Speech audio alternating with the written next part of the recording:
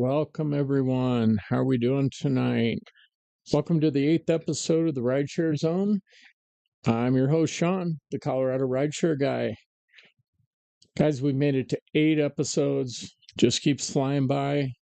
No, I'm not tired of you. Hopefully, you're not tired of me yet. So let's keep doing what we're doing. And first off, let's welcome up everyone that we have in the chat here. We got Twin Pines Studio. How you doing? Jam Woodworking. What's up, Joe? Business in the front, party in the trunk. All right, what's up, Doug, my mullet man? Sue, how you doing? Doug says he's starting the rideshare mullet. Dude, that'd be a cool channel name. You should start doing that, man. So, that's right, Sue. Let's do this. So, as we always like to start off, we're going to get things going with my favorite topic, the good old Waymo bus. Let's go see what we got going on with Waymo tonight.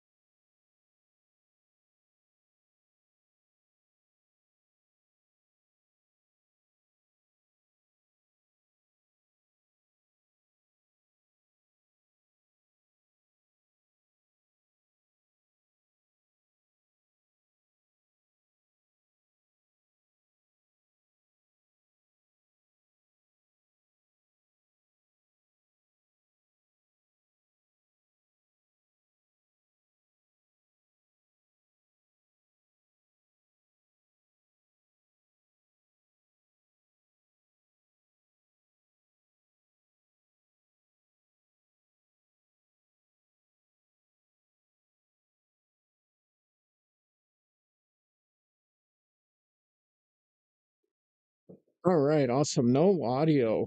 Gotta love that.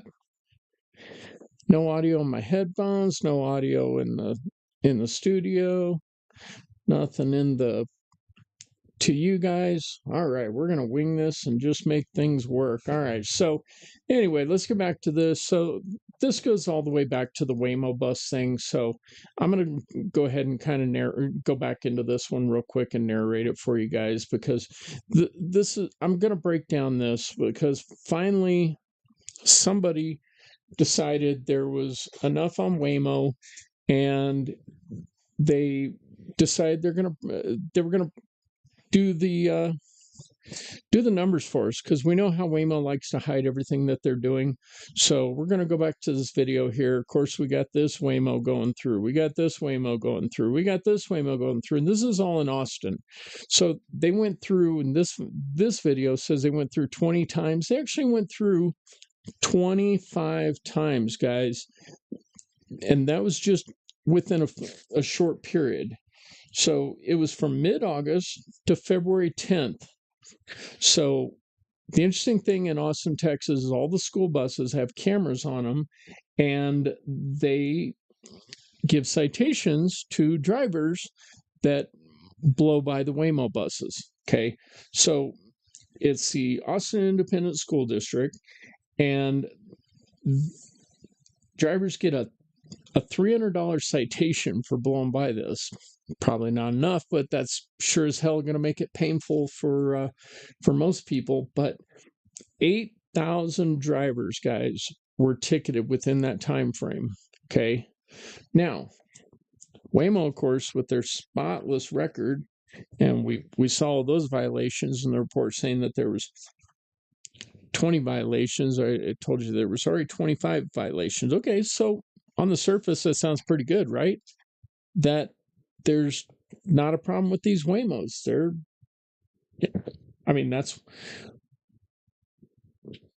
pretty good statistics, right? Okay, but here is the point I've been making about these Waymos. In Austin, there are 2.1 million vehicles in the greater Austin area, not just within Austin proper, but within the whole area. Okay. There's only a little over 100 Waymos. Okay. Now you start seeing where I'm going with all this. This is where things don't come together. So that means 1 out of 263 human drivers had an issue. Okay, it's a pretty small percentile when you start thinking about it. But 1 in 4 Waymos, when you take that 25 and there's basically 100 Waymos, 1 in 4 Waymos had an incident. So start telling me, Waymo, how are you safer than a human driver? Or is this what I've been saying all along, that it's because there's not enough vehicles out there to really create the proper statistics? So we're breaking these down for y'all and letting you hear about this rant that I've been on about Waymo. And we're going to keep doing it because this is exactly the kind of data that we need to look at, an actual true comparison. So on a per vehicle basis, Waymo was 65 times, they had 65 times more illegal incidents with blowing through the school buses than the human drivers. So a 1%, and then we move on to the repeat rate if we want to throw those statistics in there. So human drivers had a 1% repeat rate according to the data. So obviously that $300 ticket works pretty damn well. But Waymo's repeated the mistakes 24 times because the first time they had an incident, if their computers are so smart, how come you didn't correct it? So that means they're 24 times more likely. I mean, they're a repeat offender 24 more times. It's the bottom line, Waymo. You don't like the real statistics. You want to give your watered down, weird little math version of everything. And this is what I'm going to do here. I already did it with you, Waymo, and I'm going to do it to DoorDash later. So everybody hang in there. We're going to talk about that and their little thing that they got going on.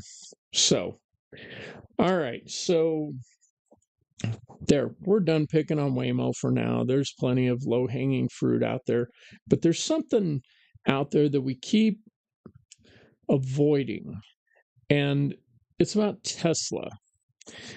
And Tesla in their little FSD mode. So full stupid driver or something. I don't remember what it stands for. But anyway, before we move over to Tesla and we start talking about the problems with that, and Steve, you showed that one video on your show on Thursday. No, when was it? I don't remember. Whenever you did your I'm losing track of things, guys. Bear with me. On Monday, that he showed the Cybertruck crashing into the barrier, and there's some controversy about that, and we'll get into that in a second. But before we jump into that, let's catch up with the chat and see what's going on over there. And let's see, Steve, welcome in. Not home, but always here to support. I appreciate you, Steve Rideshare Rodeo. Thanks for coming in. We got Bubba Sue already. Bubba Sue says no sound for the videos. Yeah, we're gonna wing it tonight. Something's kind of broken. My headphones aren't working either. Good old OBS, not any better than StreamYard, I guess. We're gonna have to look for something else. So Bubba Sue says no tickets for Waymo. Yeah, that's one of the problems, and Austin is probably a little further ahead than a lot of them. They've come up with some safety protocols and ways to get into the vehicles, like we've talked about in previous episodes about the safety issues. And I need to put a Ghostbuster thing on. It says Waymo.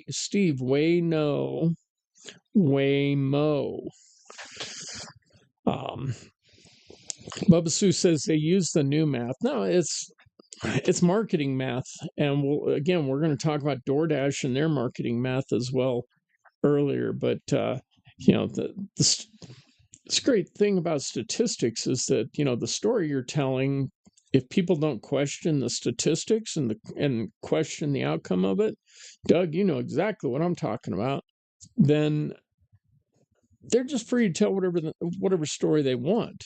And so the numbers aren't wrong what they presented, they're just not telling the whole picture. So Steve says, I hear Waymo is giving out free Kool-Aid. They give it out by the gallons, brother. Awesome Amy's in. Welcome in. Yeah, full self-driving, full stupid driving. I think that's what we're going to call it, Sue. But yeah, thank you for bringing that up. So let's see here. What else do we have in the chat before we go talk about these Tesla problems that are going on? And, Tesla wants to run to the market with the Robotaxis. Have already increased them by 40%. Blah Blah City Tours. Welcome in, Ahmed. How you doing, my friend?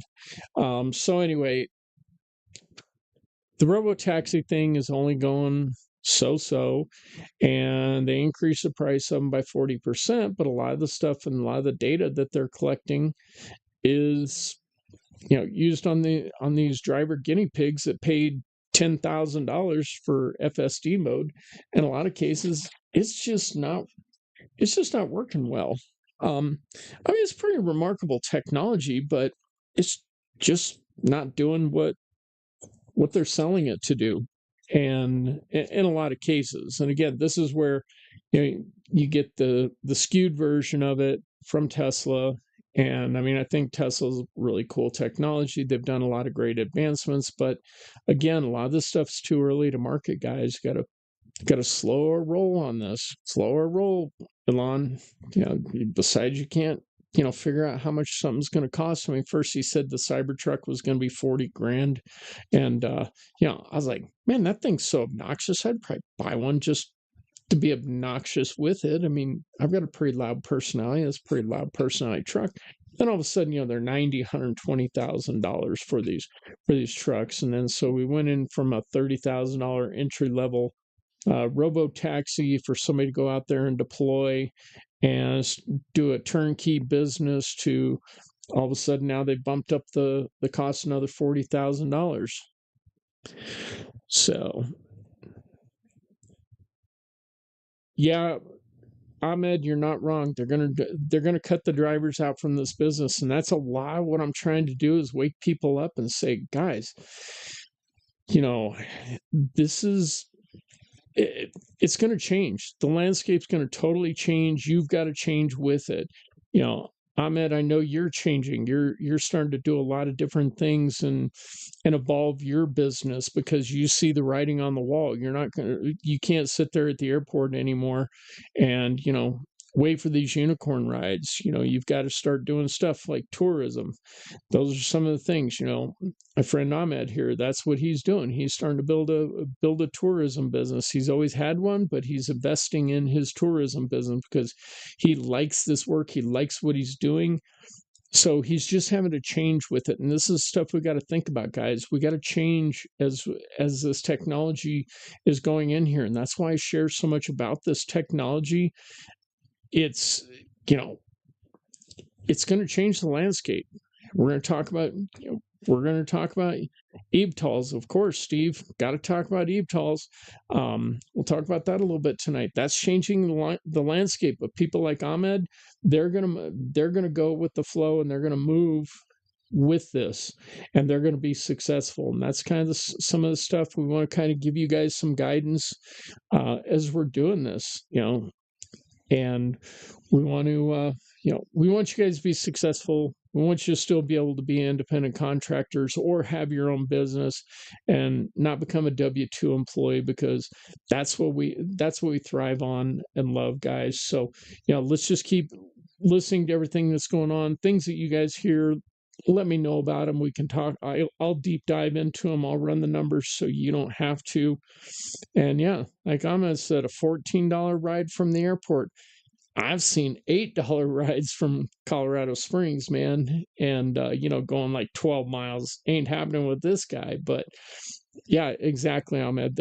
It's just getting worse and worse. And then as soon as the AVs, the autonomous vehicles, get in here, particularly in Denver, it's going to get worse and worse. You know, who knows what's going to happen airport queue wise. That'll be interesting with Waymo, but they come in and they buy the markets, and so we'll just continue to monitor what's going on. But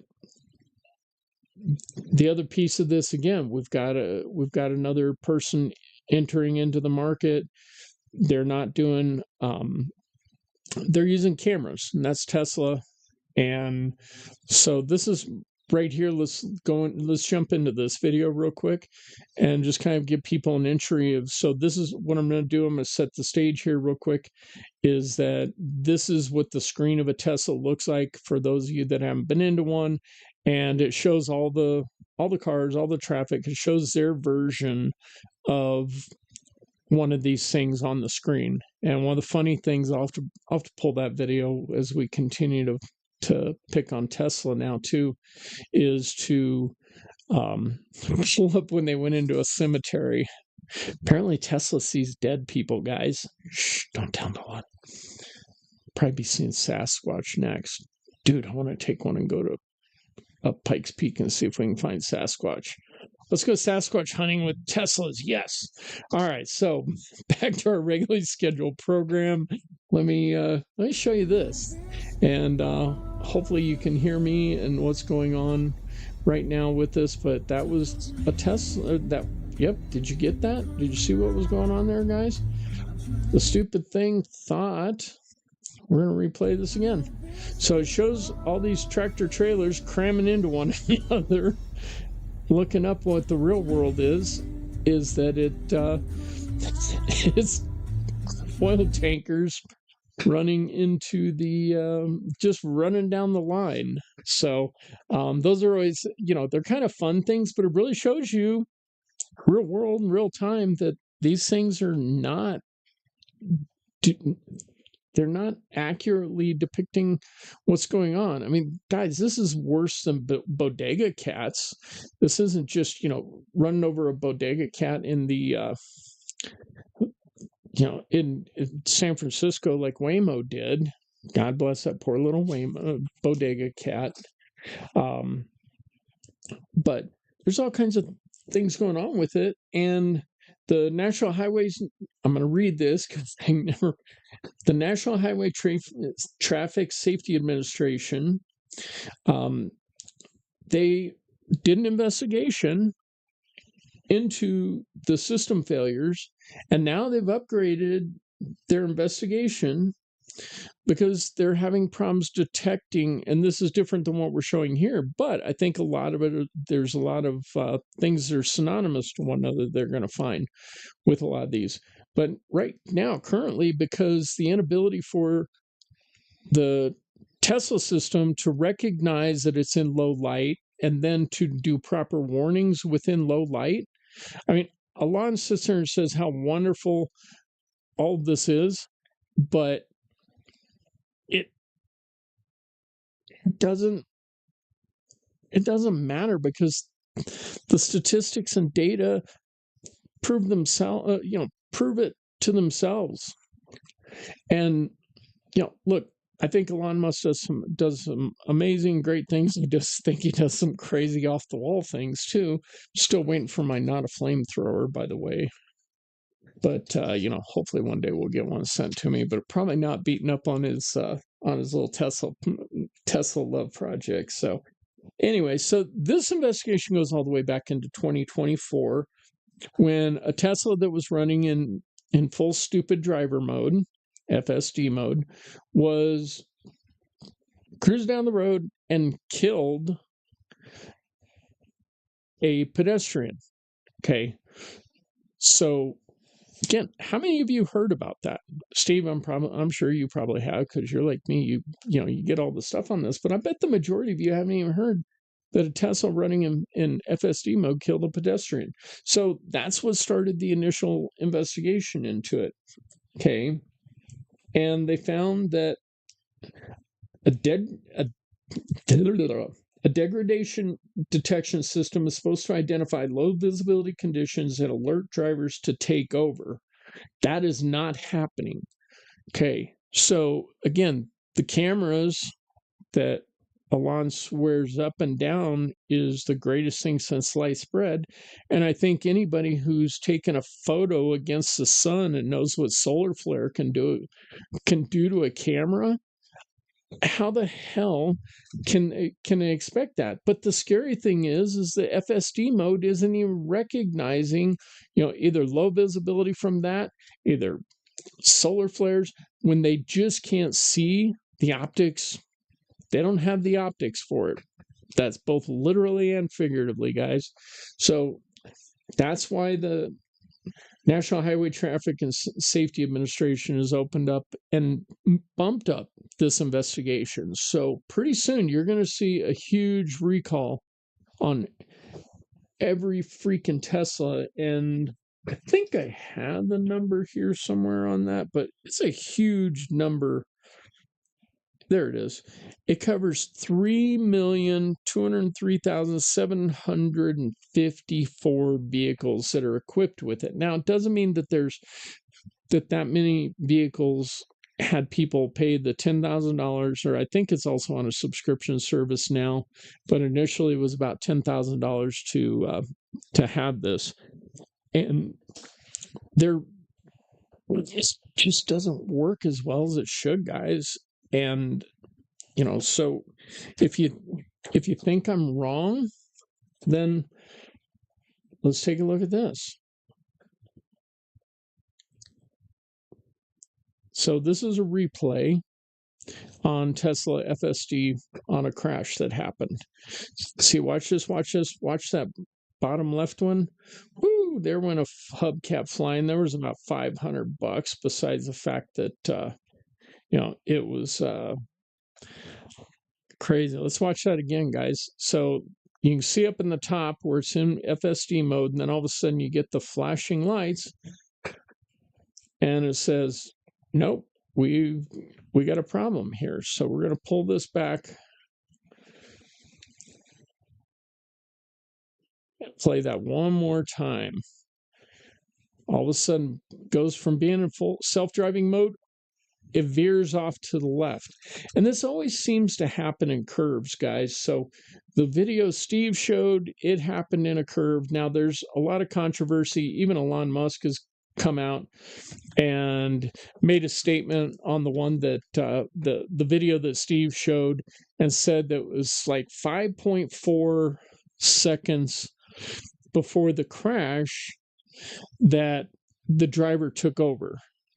Now, there's some psychology behind that, where once a traumatic event occurs, the average untrained person, it takes about 8 seconds for them to respond to something, because cognitively they immediately go into cognitive overload. Then they got to reboot their brain, and then they've got to take action.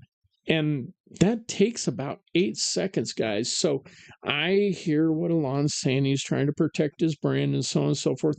And we don't know for sure, but what we do know is that, yeah, it took about 5 seconds for that guy to do for his hands, or he was supposedly on the wheel for 5 seconds before that. Well, how long was it before from when he got that message to when he actually had to when the crash occurred? So that's the one thing Tesla is really famous for, is when people, and a lot of people are complaining about, is when they request their data, whether it's from a crash like this or some other thing, they're not getting the full picture. They're getting a filtered version of it. So, Elon, you're about transparency and everything. So give people the data.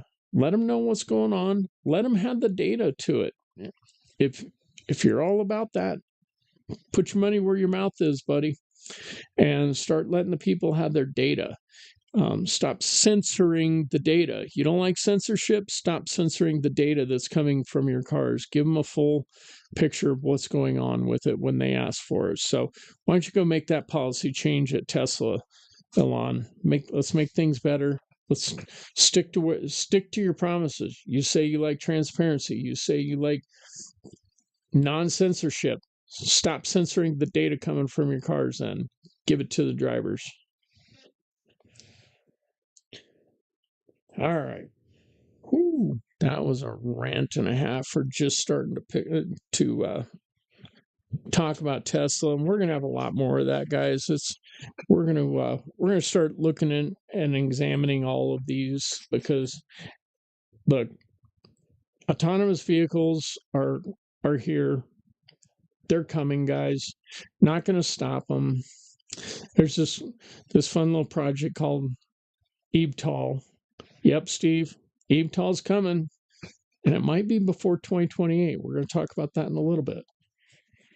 But for now, oh, wait a minute. We got to find, I got one more video. Hold on. We're not done picking on Tesla yet. I got one more video. Tesla's trying to compete with Waymo, not in the autonomous vehicle category, guys, but here's where they're trying to compete. Okay, we got this Waymo cruising down the road.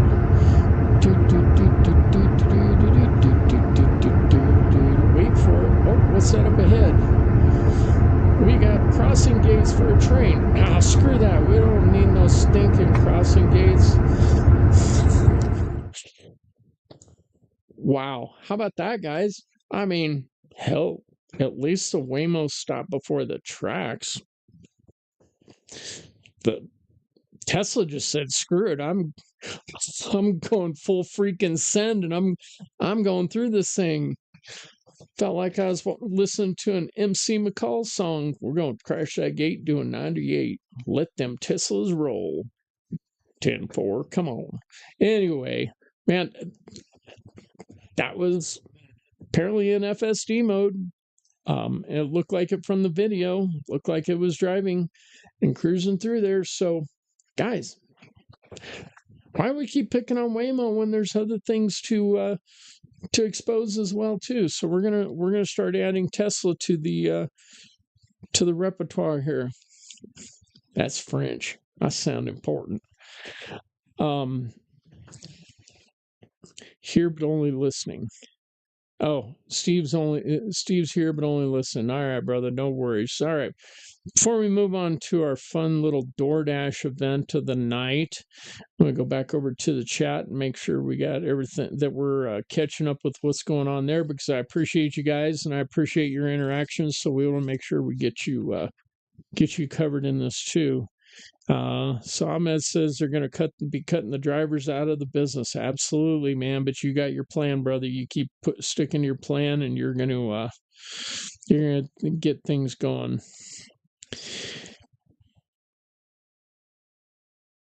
All right, let's see here. Twin Pine Studio retracted their message. Okay. And Steve's only here listening. So it looks like we're pretty well caught up in the chat. If you guys have any questions or anything, we can go back to them. And again, if you have any topics that you want to cover, put the questions down below in the chat after the live. And then that'll give me an opportunity either to respond to you then or to build some content on it. And we'll just keep this thing going. So I want you guys' input and in this as well.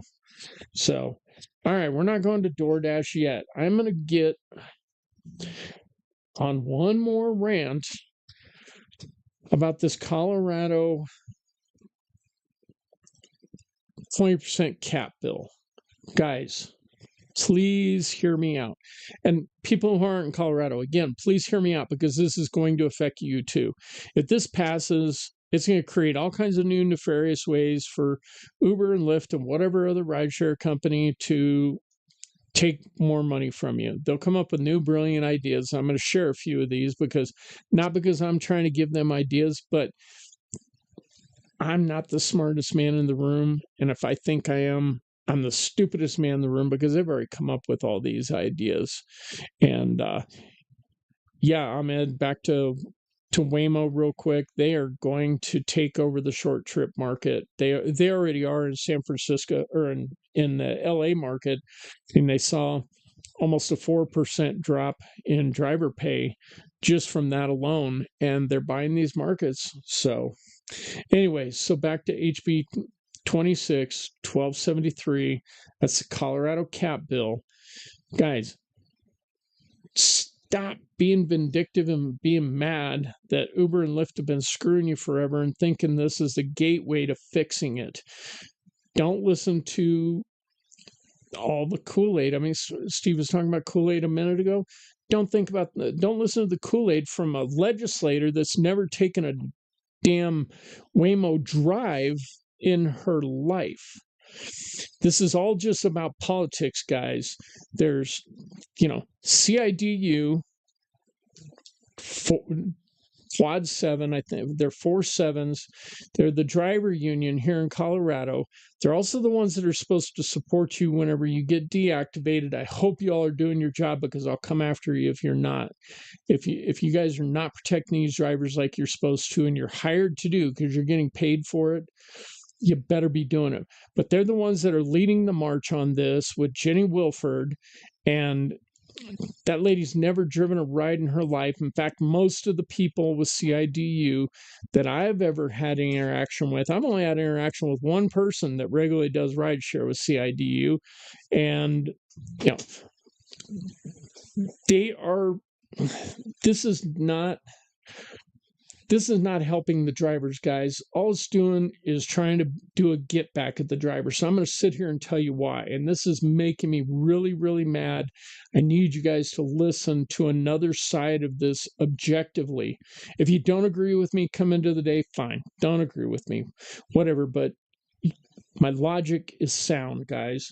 Okay. Uber came and said there's going to be significant fare increase to the riders. Okay. Abso-freaking-lutely there will be. They said they're going to get, that 20% passes because, and yeah, they made some amendments to it, which is going to reduce that amount. But Uber still has so much freaking technology overhead. Just take all the other stuff alone. Forget the insurance, forget all this and that. We'll talk about the insurance in a second. The technology overhead that allows you to get a ride, drivers, that is so massive and so much time put into it that costs, I'm only guessing, okay, but that's probably about 14% of the fare alone. And then you have the insurance, okay, which right now is not being taken out of it, even with the amendments of HB 1273. Okay, and then,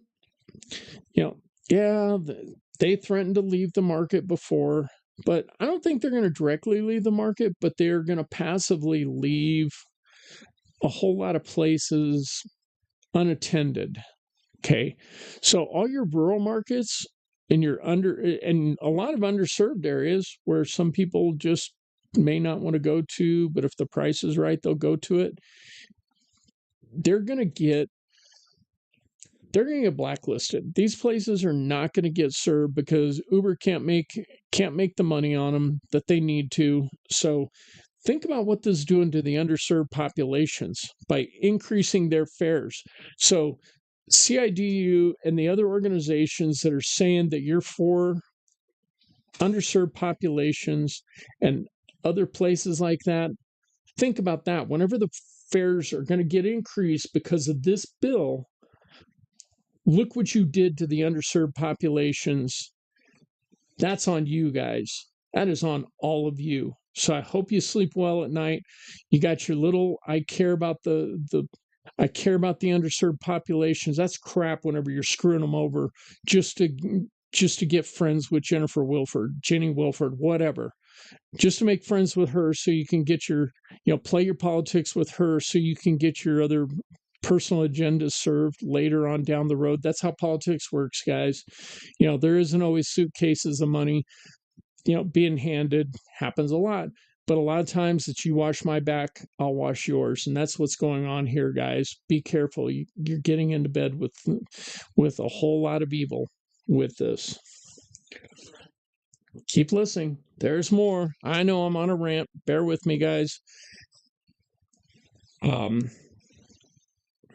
We talked about the reduced services in rural areas and surge pricing. Okay, we all know most times surge pricing is just a bunch of crap anymore anyway.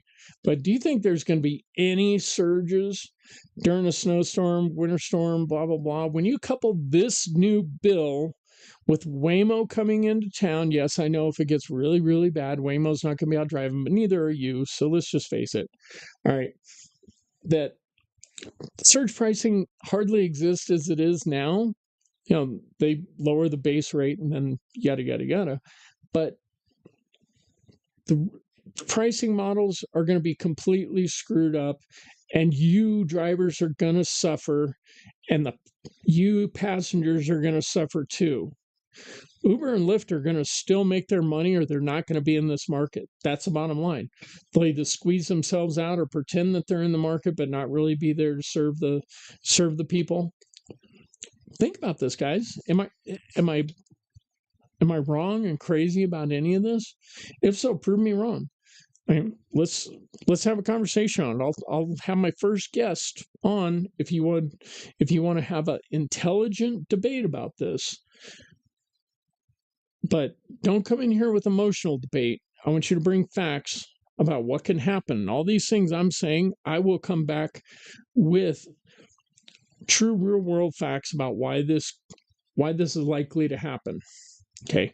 And then what's going to happen when their insurance, they can't cover their insurance costs, so they got to figure a way to reduce insurance costs. What's a better way to mitigate your risk? Get rid of your high-risk drivers. So what does that mean? So either they change their policies about deactivations, or when you do a background check, then all of a sudden, those of you that may have had a few traffic infractions over the years and are still eligible to drive for Uber and Lyft, all of a sudden you're not going to be eligible to drive because they had to manage their risk, and that means you're out of work. So congratulations. Supporting this bill, you put yourself out of work because they got to do something to manage their risk and reduce their insurance costs, and that might be one way that they do it. Another way they might do it is say, oh, you're a high-risk driver, so you have to pay a high-risk driver fee. There's nothing in this bill to say they can't do that. And if they get pressured into it, maybe they should do that for the high-risk drivers. And I'm not saying it's fair, but who said life's fair, guys? Stop thinking everything's got to be fair and everybody's got to be equal. Work your butt off for it. Okay, so let's see here. We've already talked about the fixed cost and this, that they have with their platforms being exceeding the 20%. More hidden fees. Guys, Uber and Lyft are very creative. They've got some of the best attorneys in the world. You don't think they're going to come up with new ways to come up with hidden fees, subscriptions, everything else? And then think about this also. How many of your Uber and Lyft, they have a lot of these nice safety features? I'm not saying they're amazing, but they're there. Do you think ADT does this crap for free? No, they got to pay ADT, to be there to man these phones and be able to take these calls. And then they have, all the data storage with all kinds of different things. And yes, I know the record a ride stuff is stored on your phone, yada, yada, yada. But there's technology development that's put into those things, guys. You don't think they're going to start cutting costs on your safety? I mean, I think they already cut costs on your safety as it is. It's not going to stop them from doing this. If they got to figure out how to cut costs, it's going to be at your expense and the consumer's expense. Yeah, absolutely. Ahmed, a lot of people are like, oh, they've never left a marketplace. They left Minnesota for a while, and then they had to, then there was a negotiation with it. To get things started back up. Uber did, Bubba Sue. So it was literally just a very short time. And I don't know if they ever got to the point where they actually cut off the ride service, but it was going to happen. And they went and made some changes. Minnesota did with the with stuff that they had going on. So guys, they're not afraid to do this. They're a huge tech company. For years we joked about them being saying they're a technology company, but they're truly becoming that technology company right now, and rapidly. So, the amount of data that they have, I mean, they could, if selling the data alone, they could keep a lot of stakeholders happy. So the reason they keep the rideshare stuff going is because they want the data. They don't care about the rides. They don't care about you. They don't care about me. They're just trying to manage their risk in between that. So, yeah, app safety features. Yep, that's another thing that's gonna either have no more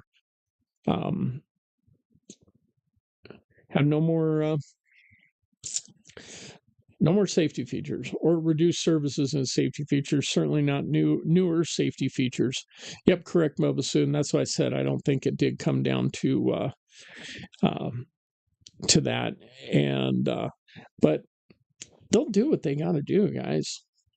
They don't care about Colorado. They don't care about any single market.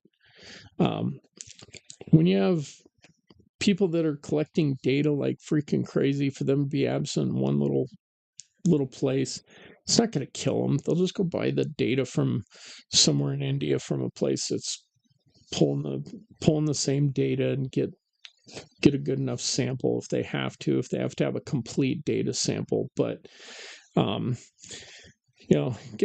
compliance costs. My last word on this, guys, is it's frustrating to think that people are being so short-sighted, and they just want to get back at Uber and Lyft. And do they deserve,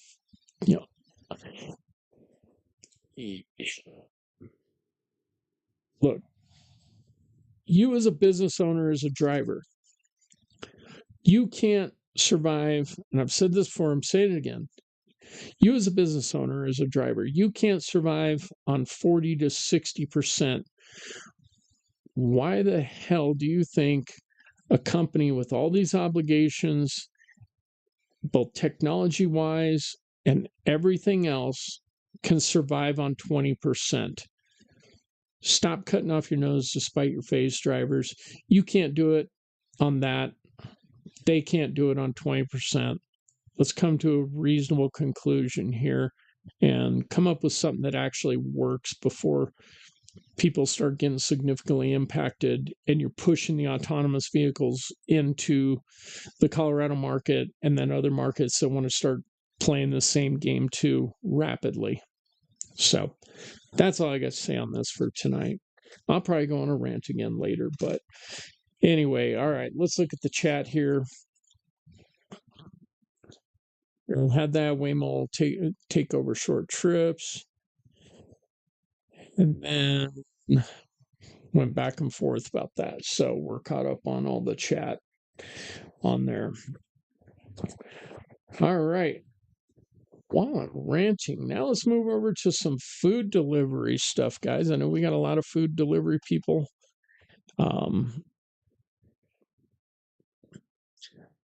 Everybody see this? The gas price relief for Dashers. Oh my gosh. Look at you, DoorDash, coming to save the day. How about that? What do we think there, guys? Did you all see that blog post? I know many of you heard about it briefly on Steve's Live, but DoorDash comes in and they make all these bold statements. I'm going to read this press release because it's short, and I want the people on the podcast to be able to catch it too. So it says, today, DoorDash is launching an emergency relief program to help ease the impact of rising prices at the pump for Dashers and keep more money in their wallets. Wow, that's awesome of you, DoorDash. The program includes 10% cash back for gas for U.S. Dashers. Hold on, there's a catch to this. Using the DoorDash Crimson card. So they want you to leave your money in their bank. Okay? And weekly relief payments for dashers who drive 125 miles or more while dashing. Okay, somebody can do that in a day if they're doing it full time, right? So dashers who qualify for both could save between $1.40 and $1.90 per gallon with an asterisk. Based on miles driven while actively completing deliveries in a week. While actively completing deliveries. Actively completing deliveries. Okay? This program runs until April 26, 2026.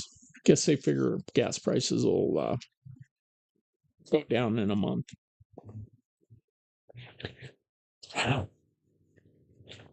DoorDash. You and your marketing math. So we got the 10% back on gas. That's at any station, anytime. You just have to use your Crimson card.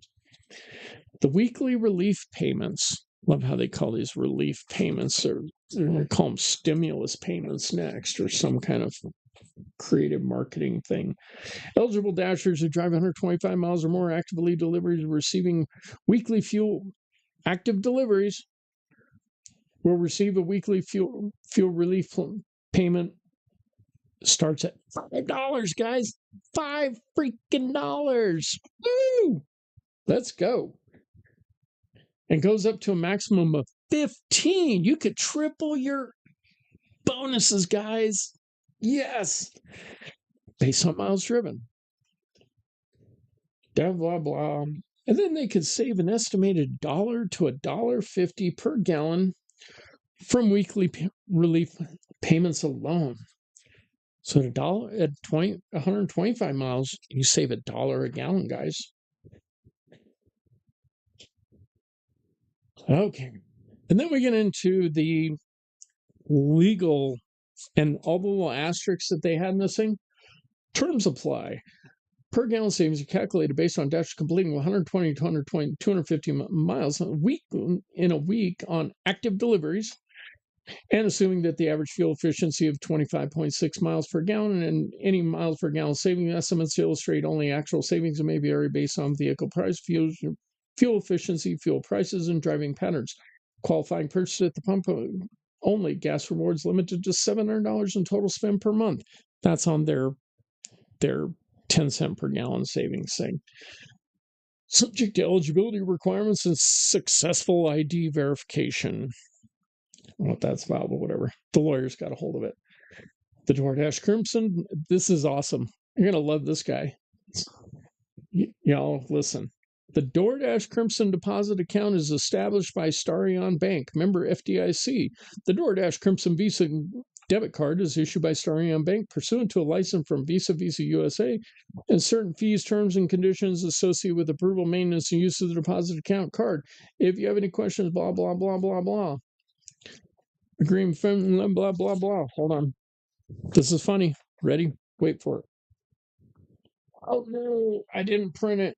But you can go back and look at it.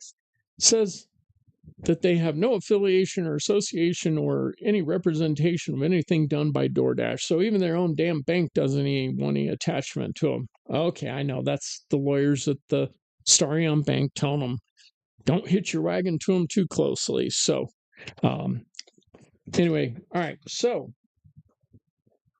this emergency relief fund. Wow, DoorDash, you're so awesome. Bryant, I hope you're listening, and I hope you don't have to start a fund like you did when Uber made all their claims during paying drivers that got sick. But anyway, don't do that, Bryant. This is going to be just a 1-month thing. We'll just wait for the class action suits to come in for them ripping them off. So, all right, here's the truth in all this, guys. This is marketing misdirection math, I'll call it, for lack of a better term. But yeah, marketing math. Looks great on that press release, sounds great on the surface, except my sarcastic reading of it may have drawn attention a little bit different. So, Bubsy says it's oh, no, I'm sorry. Ahmed says it's a scam offer. Yeah. DoorDash has relief from the biggest BSPR scheme. Absolutely, Bubba Sue. But it's more than Uber and Lyft are offering. Absolutely. I mean, and we'll get into this for a second. So, all right. So we talked about the $15 reward is the max that you can do. And that'd be based on driving 250 miles. Okay. So at 125 miles based on 125 miles based on a 25 mile per gallon average vehicle, which I thought that was probably a little better for them to do that. I get 33 miles to the gallon average on my vehicle, and we'll talk about that too. We'll do a comparison maybe on that too. So back to the 25 mile per gallon vehicle at 125 miles, you get your $5 payout. What do you guys think that little bonus per mile is for you? 4 cents a mile. But wait, there's more. Guys, if you're willing to go the distance and go up to 200 miles, you can get a whole 5 cents per bonus mile. Okay, guys, if that wasn't enough for you, let's just move on to the top tier. If you want your palladium plastomasto level reward of 250 miles, that's where you cap out. That's a whole 6 cents per mile, guys. Go out there and kill your vehicles for another 6 cents per mile. And then, again, we talked about urban and rural markets. So remember what I said. It was active time. So during the big great sickness, I'll say COVID, I don't care. I don't get enough views or viewers to to hurt my YouTube analytics right now. During COVID, I lived in a very rural area, and I drove about 20 miles to go into town, into a larger market to do DoorDash. But that was also back in the Para days. Oh, I miss Para, Steve. And we're making huge money, getting big tips. But anyway, I digress.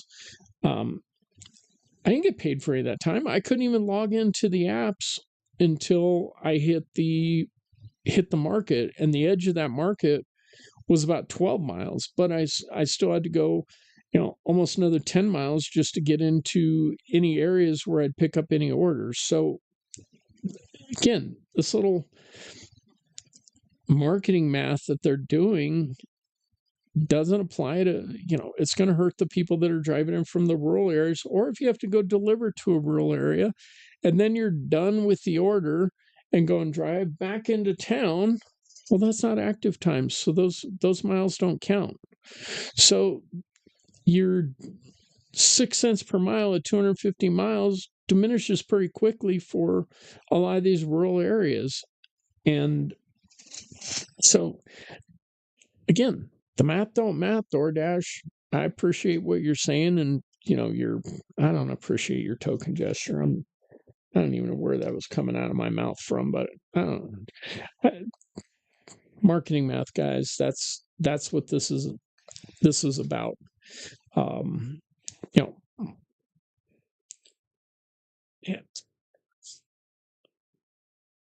So I'm not even going to get into it with 33 miles per gallon. You guys can do the math on your own and see if if it makes it worth it to you. But I just don't see it being anything other than, as Bubba Sue called it, a marketing scheme, and just not making any progress. DoorDash, nice try, but you got caught. And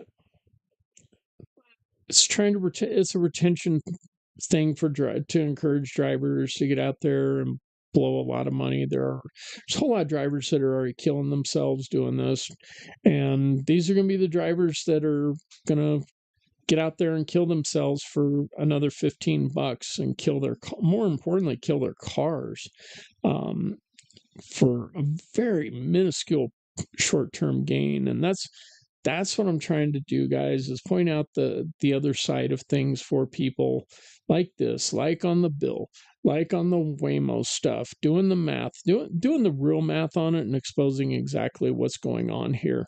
Because until we keep doing these things and getting you guys to tell these stories to other drivers, bringing other drivers into these conversations, they're going to keep doing this. And no matter what, they're going to keep doing it until all the autonomous vehicles come in and take over and do all this stuff. So, all right.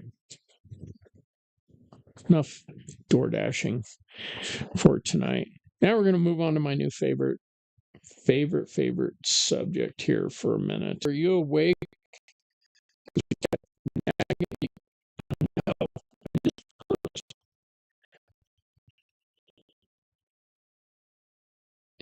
All right. Okay, now we're back. Twin Pines Studio.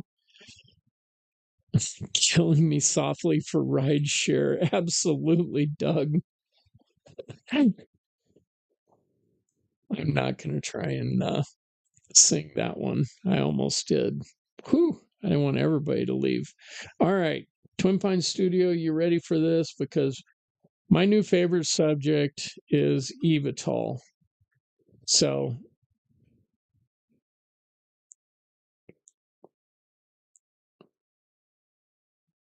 all right.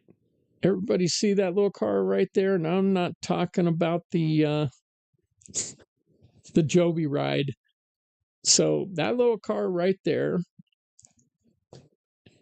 is the Aero car.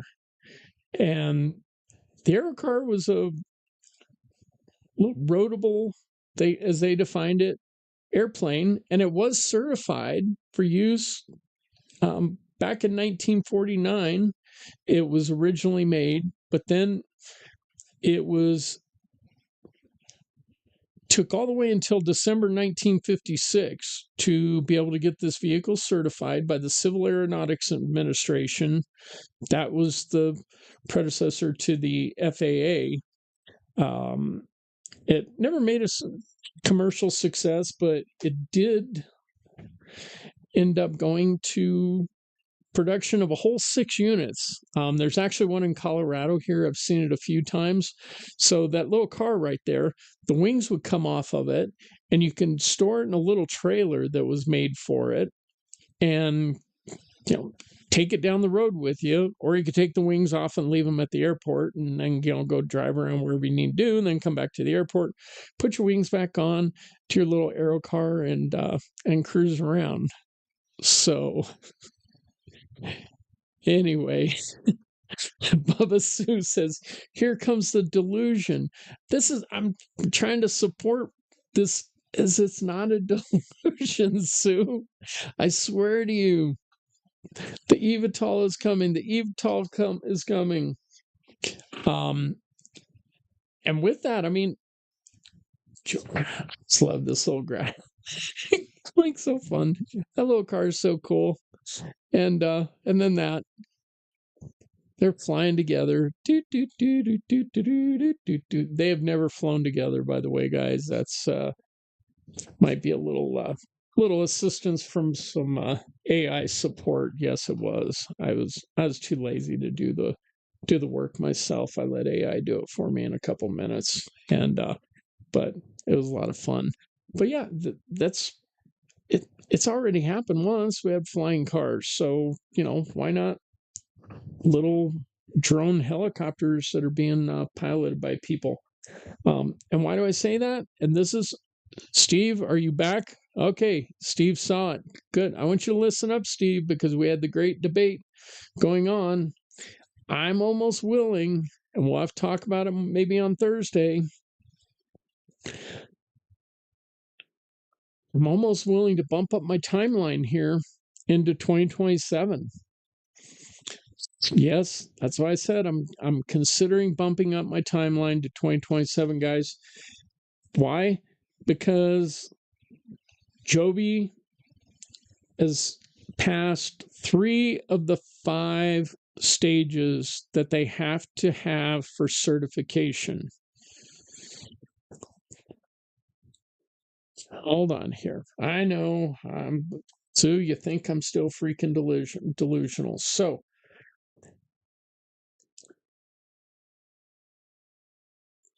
this is all part of that grand plan, what was going on. If you guys want to know more about the Aero car, we can talk about that some more too, because I know a whole lot of more boring facts with it, and it's kind of a cute little car. I think it's like maybe kind of like on a BMW platform or something. And the hail. And Shawn is going to look great in a Red Wings jersey and the hail and the kilt. I'm still wearing my kilt again, Amy. I don't know what you're talking about. The game will be over. All right, so they have to first. Hold on, I lost track of my brain here for a second. Okay, so they have to go through the certification. They have to have a means of compliance, which they've already done. Because again, guys, Steve, I know you sit there and talk about how this is never going to happen because it takes years and years to get through it.